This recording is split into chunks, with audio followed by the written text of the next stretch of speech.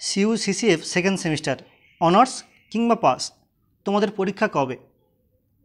আরে form fill আপই তো হলো না, পরীক্ষা হবে কি করে? দেখো, তোমাদের অ্যাকচুয়ালি ফর্ম ফিল আপ এতদিন হয়ে যাওয়ার কথা এবং পরীক্ষার ডেটও পড়ে যাওয়ার কথা।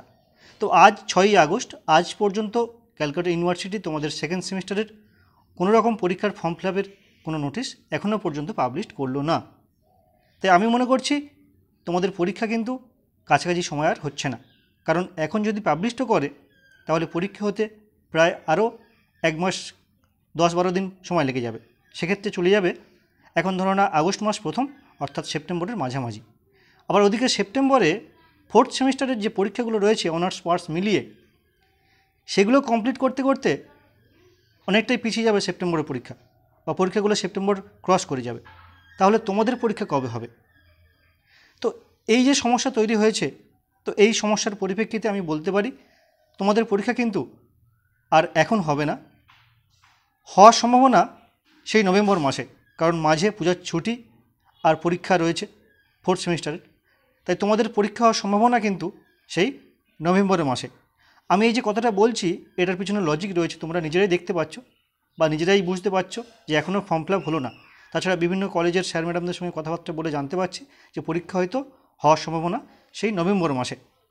এখন সমস্যা হলো, নভেম্বর মাসে যদি সেকেন্ড সেমিস্টারের পরীক্ষা হয়, তাহলে থার্ড সেমিস্টারের পরীক্ষা কবে হবে? দেখো, এই যে তোমরা মাঝখানে এক্সট্রা সময় পেয়ে যাচ্ছ, অর্থাৎ আগস্ট, সেপ্টেম্বর, অক্টোবর, অর্থাৎ দীর্ঘ 90 দিন বা 3 মাস, এই 3 মাস যে সময় তোমরা পেয়ে যাচ্ছ, এই সময়টাকে তোমরা যদি কাজে না লাগাও তাহলে কিন্তু তোমরা থার্ড সেমিস্টারে খুব সমস্যায় পড়বে, চরম বিপদে পড়বে, বিশেষ করে যারা অনার্সে পড়ো। কারণ দেখো, তোমরা এই সেকেন্ড সেমিস্টারে যারা অনার্স পড়ছো, অনার্সের পেপার কিন্তু একটা পেপার, সেটা DSCC 2, কিন্তু থার্ড সেমিস্টারে সেখানে কিন্তু অনার্সের পেপার দুটো হচ্ছে, DSCC 3 এবং DSCC 4। সঙ্গে তো রয়েছে মাইনরের একটা পেপার, IDC রয়েছে, AEC রয়েছে, আবার অনার্সের সেক পেপার রয়েছে, অর্থাৎ মোট 6টা পেপার সেখানে কিন্তু পড়তে হচ্ছে। সেখানে তোমরা সময় পাবে কমাস, হয়তো 3 মাস, কারণ হয়তো ফেব্রুয়ারি থেকে মার্চের মধ্যেই তোমাদের পরীক্ষা শুরু হয়ে যাবে।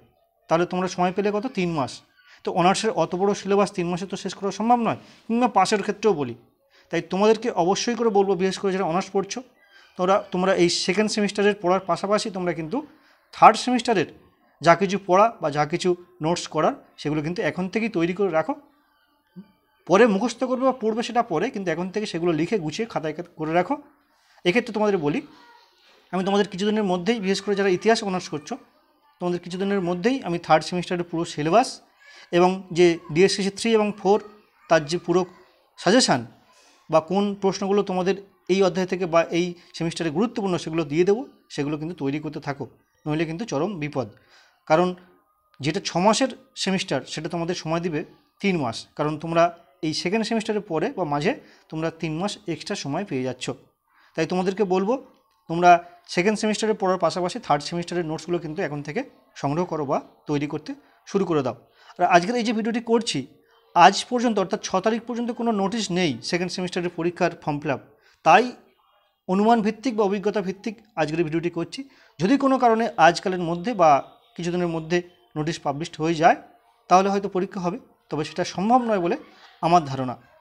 যাই হোক, তোমরা কিন্তু সময় নষ্ট করো না, তোমরা এই 3 মাসটাকে কাজে লাগাও থার্ড সেমিস্টারের জন্য, নইলে কিন্তু তোমাদের সমস্যা হবে, একথা নিশ্চিত।